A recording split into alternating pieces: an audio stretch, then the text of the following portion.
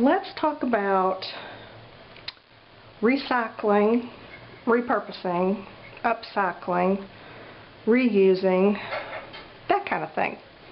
I've been doing a lot of that lately, thinking a lot about that lately, and watching a lot of videos on it. Oh gosh, I've got so many things that I want to talk about. I can't organize them in my head. So I'll just start talking about them and then fix it in the editing later. So hopefully it'll make sense by the time you see it. Okay. First of all is a video that I ran across, and I had seen this on Pinterest probably a couple of years ago, and I pinned it because, you know, it was cool, but didn't ever do anything about it. And then recently I ran across a video where someone had made one and thought, oh, you know, I ought to try that. That looks kind of cool. I don't know what I would use it for, but I'll try it. And it's one of these. You know what? Let me make some camera adjustments. Hang on. Okay, I pulled the camera in a little, so hopefully you can see better. But it's one of these little containers that you've probably seen on Pinterest or on some blogs that people are making, and they're using them for sandwich containers. It's made out of a gallon milk jug. So I ran across this video, happened to have an empty gallon jug on hand. Okay, fine, I dug it out of the recycle bin, but it was there. And followed the instructions and made the container, and it worked. I used a little piece of sticky Velcro for the closure, and inside I have stuck my paper beads, just, you know, for fun and for this reason. How delightful is that? Yes, they do sound quite nice in here, but obviously you can use this for anything. I mean, I just think this is a great, I don't know that I'd put a sandwich in it unless I had to, and who knows, I may have to, and that's okay, I'll do it. But it is just a great little storage container. I think they would probably stack, okay, if you had several of them, and they're kind of translucent, so you can kind of see what's in there, and I like that. So, there's a free storage idea. And I will put links down in the video description for all of this stuff, so you can go straight to the site where I found it, because I didn't make any of this up. I learned it from someone else, and you can learn just as easy from them as I did. So let's just do it that way. So you can go and make you one of these out of an empty gallon milk jug, should you choose to do that. I figure, you know, since Jason's job hunting, that when he does get a new job, he can use this to take his sandwiches to work. And then all of the other executives in the office will be so jealous of him and his fancy PB&J container. Yeah, right. Okay, I've done how many? 123 videos. Man hasn't said a word until now. He does one video and he thinks he's Mr. YouTube. Alright, I am trying to talk him into doing another one because it was fun and everyone seems to have enjoyed him. So we'll work on that. Next, we had breakfast at Whataburger recently, and I guess I had never paid attention before, but I did not realize that their milk, when you get a milk with your little breakfast meal, comes in these adorable plastic bottles. Look at these. And they have a little clear, you know, Whataburger label on it, but I just took that off, washed them out, and they're perfect bottles to put whatever in, you know, paint, water, travel bottles for your shampoo, anything. I just think they're great, and they're kind of a heavy plastic. They're a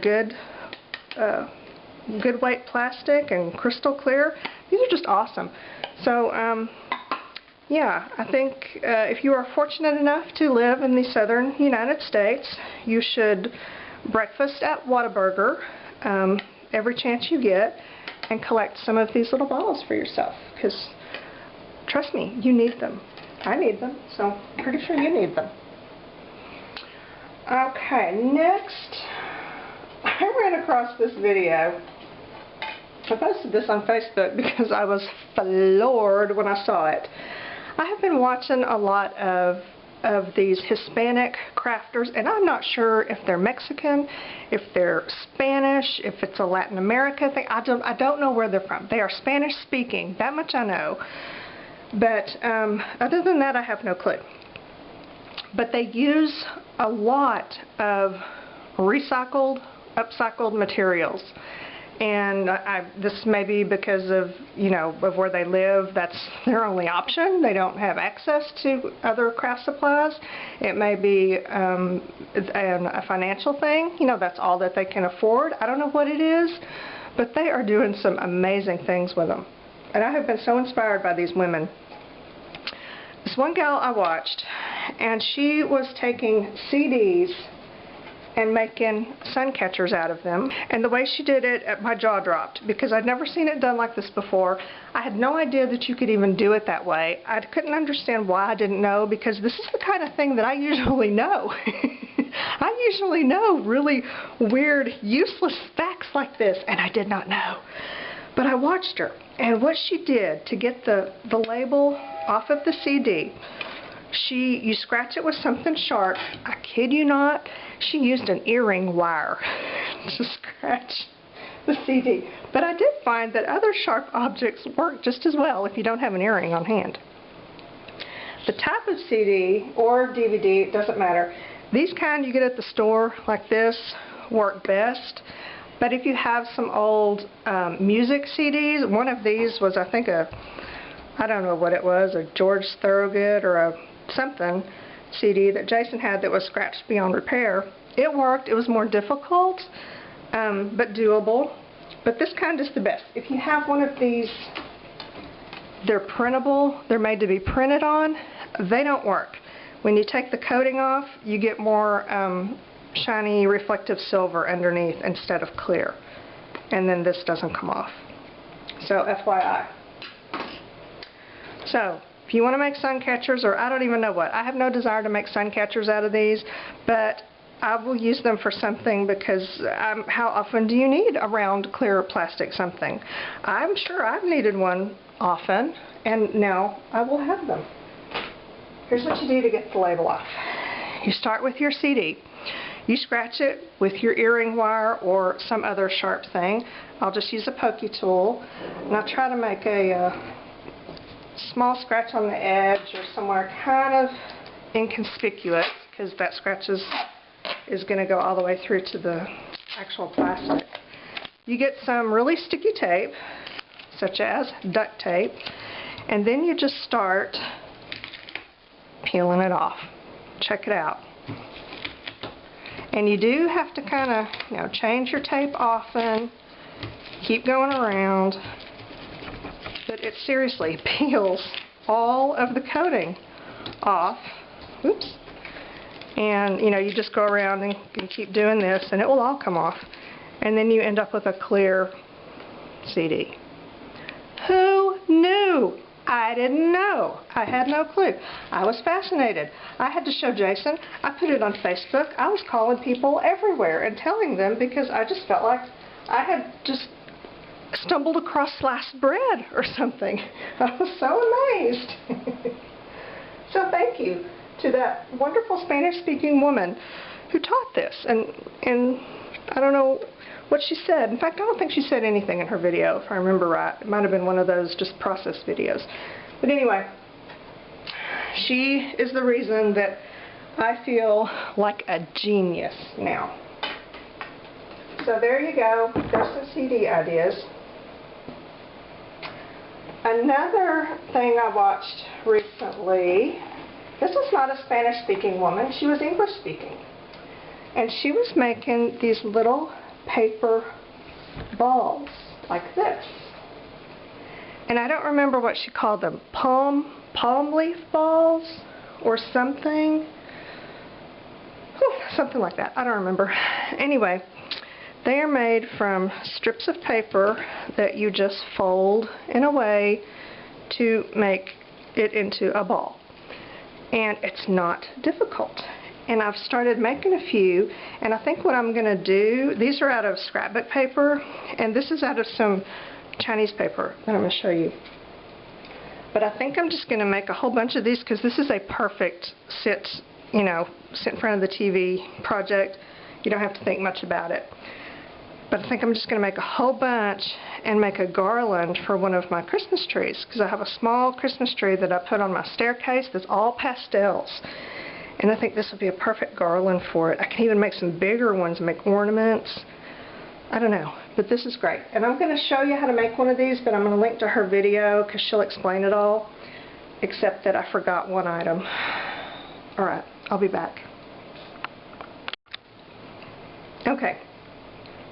I had to go searching for the Scotch tape because someone failed to put it back where it belonged, and fortunately I didn't go on a tirade this time, because last time that happened and I did go on a tirade, I discovered that I was the one who had failed to put it back where it belonged, so I'm not going to do that anymore.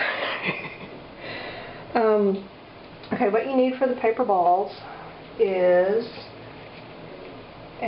this one was scrapbook paper, and it was about a ½ inch. You cut it in strips about a ½ inch wide by the whole, I just used the whole 12-inch sheet, and you need 4 strips.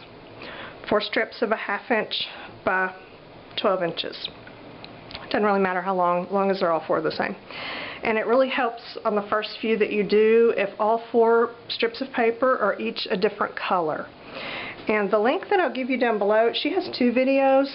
And the first video, she uses pipe cleaners to show you how to do a 4-strand braid, because that's all this is a 4-strand braid.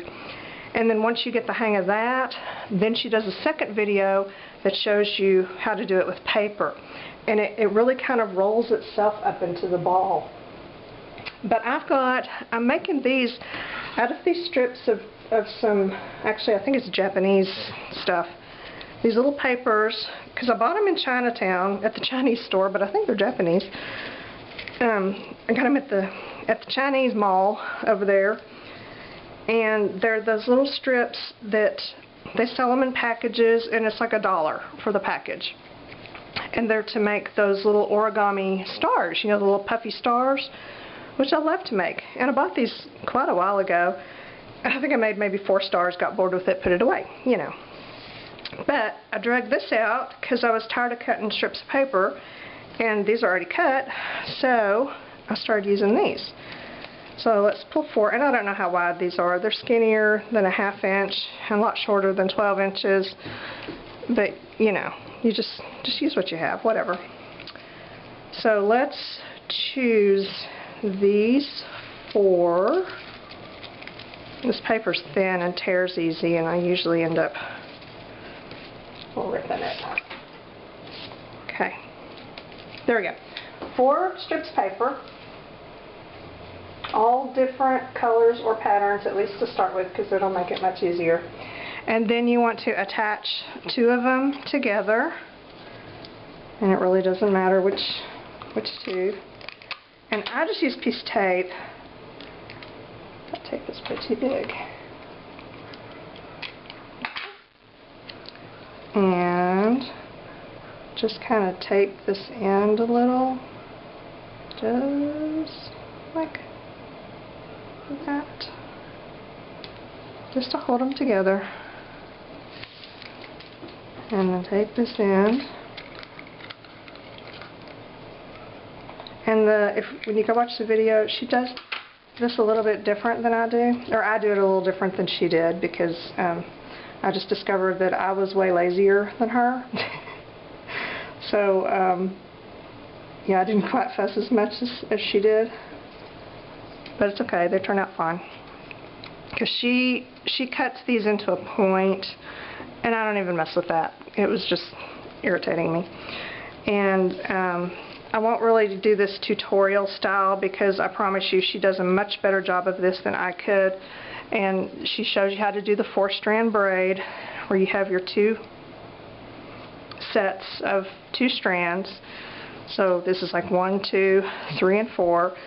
And you're going to alternate from left side to right side. You're going to do the left side, the right side, and then the middle every time. Left, right, middle, left, right, middle. So that's kind of what I keep in my head.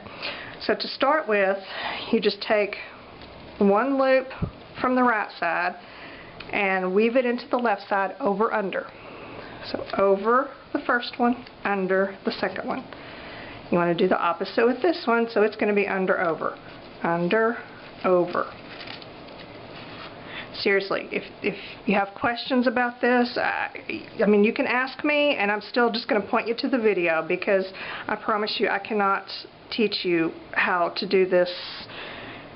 She did a great job. There is no other easier way. I don't do anything any different other than this first little part, and she does it extremely well. So if you have questions, go ask that girl first, because she has more of a clue than I do. So at this point, she had hers cut into little points here. I don't do that, but what I do, I'm not going to giggle because I just said do. I'm not going to do it. Oh, look at me being all grown up. Okay, I'm gonna crap. Okay, I almost made it. I fold this under and this under like that, and then I just take a little piece of tape and just kind of fold that down like that. Hold it down. So I've got a neat little corner right there, and that's just a little bit different thing that I do. Okay, I lied. I guess I do a couple things different than she does, but it's just my personal preference, and like I said, the lazy thing. But the process is still the same, over, under, starting on the left. So left, over, under. On the right, you're going to do it reverse, under, and then over the middle one. Did that make sense at all? And you can kind of see where you're supposed to go. You know, in weaving, it's every other one, over, under. So you can see this one's already under, so it needs to go over. On the left, you start with over. Over. On the right, under. And then in the middle too, over. Like that. And then I kind of fold that under so it doesn't poke out. Kind of push that in, because this is going to start kind of forming the ball shape on its own. And then you just do that again, and you do it again and again and again. Starting on the left, over, the right, under, the middle, over. When you go to the middle, it's always the left one that goes over. See what it's doing? And then again, over, on the left, on the right, under, in the middle, over. The middle is easy because it just automatically wants to go over. So I don't even have to think about that one. Then you pull them snug, but not too tight because they'll tear. But you do keep them snug. You keep going. On the left, over. On the right, under. The middle, over. Now you see it's kind of taking on a ball shape. When it gets to about this point, the video gal, she started weaving her ends in by hand. I was totally confused about that and just didn't get it. I didn't understand. I wasn't sure where I was supposed to go over or under, and she said you just keep following the same line. I didn't get it. It made no sense to me. So what I do is I just keep going, and it just keeps wrapping around itself. So yeah, keep going and you're fine. So over, under, and over. Make sure you're snug. On the left, over, the right, under. Take that same one from the right and go over. Over, under, over. That is a 4-strand braid. You see? it's got the ball shape, it's already going, and it's just kind of wrapping around itself so that in the end it ends up nice and sturdy, and I like that. So I prefer this way of doing it rather than as soon as you hit the ball shape, cut it off and tuck them in. I like this better. The tucking in part at the end, as many of these as I've made, I still fumble through it, but you know, whatever, it gets done. Okay, here we go. Over, under, over.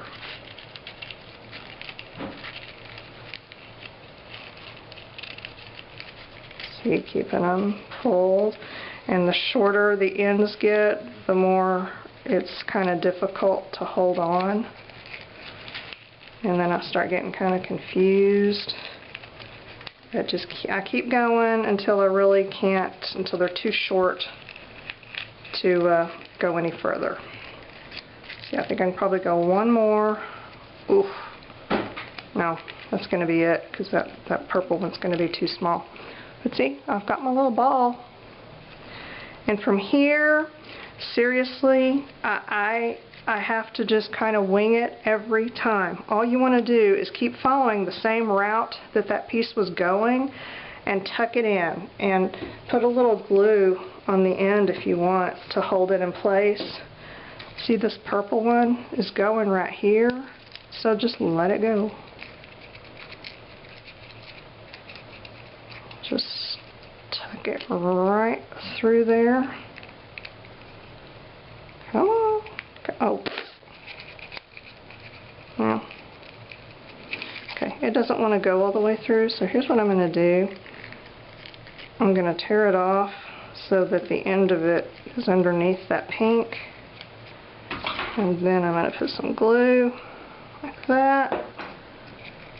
And then I'm going to just, I have no idea if I'm in frame or not. I'm going to tuck it and call it done. That one is just not working out for me, and I just don't know why. Well, anyway, you get the idea. Okay, now got my other pieces to contend with. I kind of do the bottom ones first. See, that purple one was on the very bottom.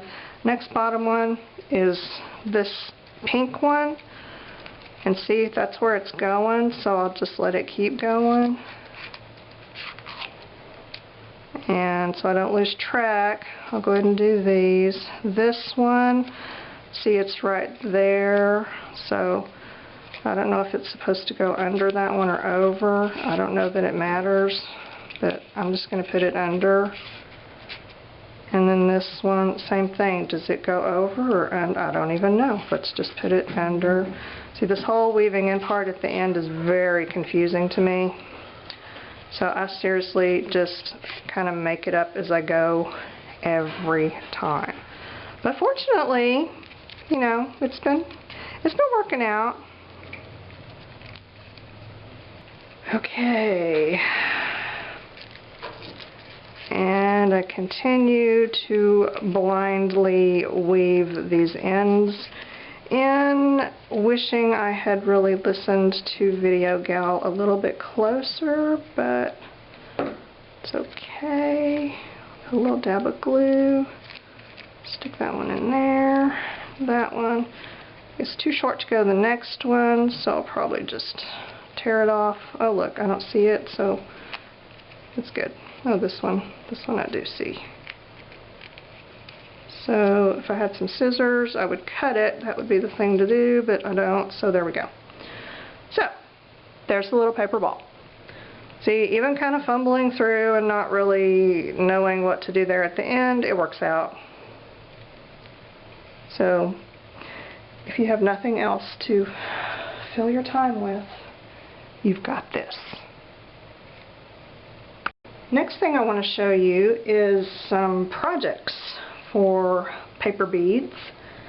You know, okay, I made all these paper beads, right? Which I thoroughly enjoyed, obviously. And I just recently went through and decided that they all needed to be resined.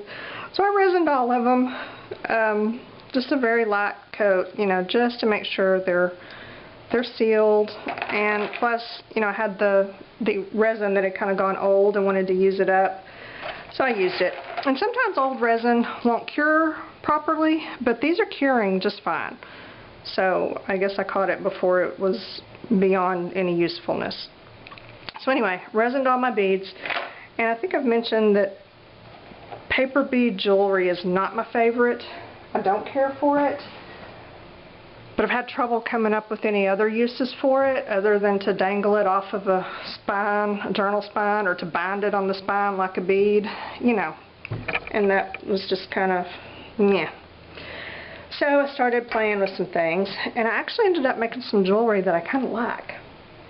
And one of them, I've never liked, I've seen these before, never cared for them at all until I saw one recently that was done like this. And I bet I can't find where I saw it because I have no memory of where I saw it.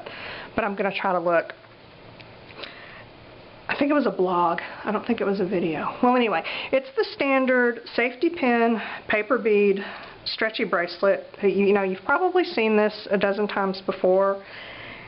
And I think what I liked about this one, and I guess I made it just like the girl in the video did, or on the blog or wherever I saw it, is that she used really nice beads in between.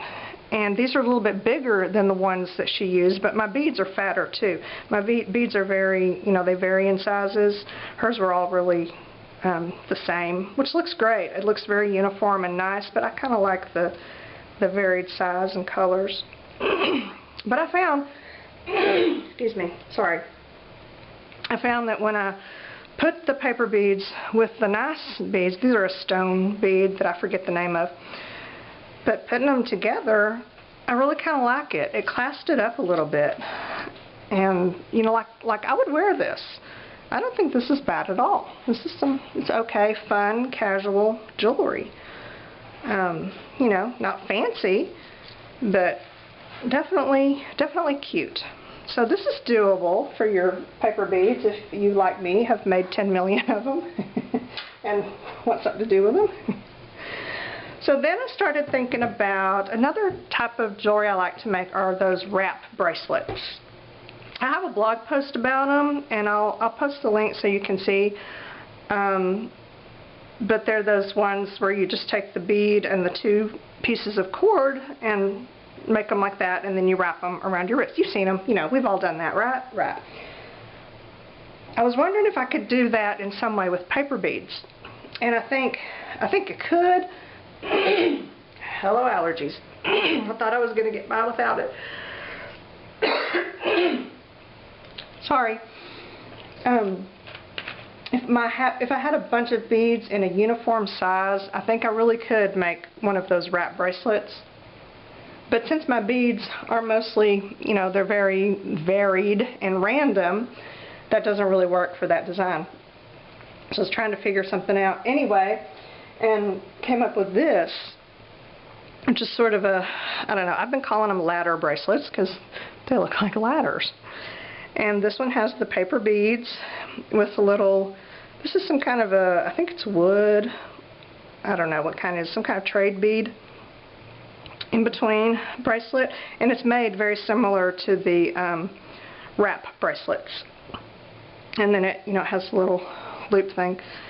So that's those, and I think these are cute. Like, I would wear this. I think it's really kind of cool. And then I made this one out of some green beads, and those are just some green glass beads. And then the closures, these are just buttons that I've put on. And then this one I love, but I don't know. I may have to alter this one because it's a small, well, it's about an average size bracelet. Small to average size wrist is what it fits. See, it fits me. But I think it needs to be for a bigger person because this is a big bracelet. And to do that, I need to make it longer. So I might have to redesign that one because that would look more at home on a larger wrist, I think. I think it would look very nice. But I love the contrast, the black and white paper beads, and then these are ceramic. They're awesome. And then the button So I love that one. So I've been making some of these, and I may do a video on this later. Not now, because I'm sick of them. You know, that happens. So when I get over being sick of them, I'll do a video, because it's not difficult to do. And if you know how to make one of those wrap bracelets, you've got it. This is basically all it is. And then, of course, while I was putting resin on all my paper beads, you know, at the end, there's always a little bit left over. And so I started putting it on scrap paper. This was a dictionary page that I had put some, I probably cleaned a brush off on it or something. So now it feels like plastic, and it's awesome. And then I also grabbed a couple of my, you know, my coffee filters that I have a bazillion of and don't know what to do with. Look how cool that is. They became practically invisible, except I ran out of resin right there, obviously. But look, how fun is that? I don't know what I'm going to do with them, but I mean, they would make excellent pockets, you know, sew them up and make a little thing, make a little pocket thing and put tags in there or something. I don't know. Anyway, resin on coffee filters is a win. Ice resin. Not every resin will do that. Okay, I think I'm going to end this one here and do the rest on another video, so I don't lull everyone to sleep if I haven't already. So that's it for this one. I'll be back. The end.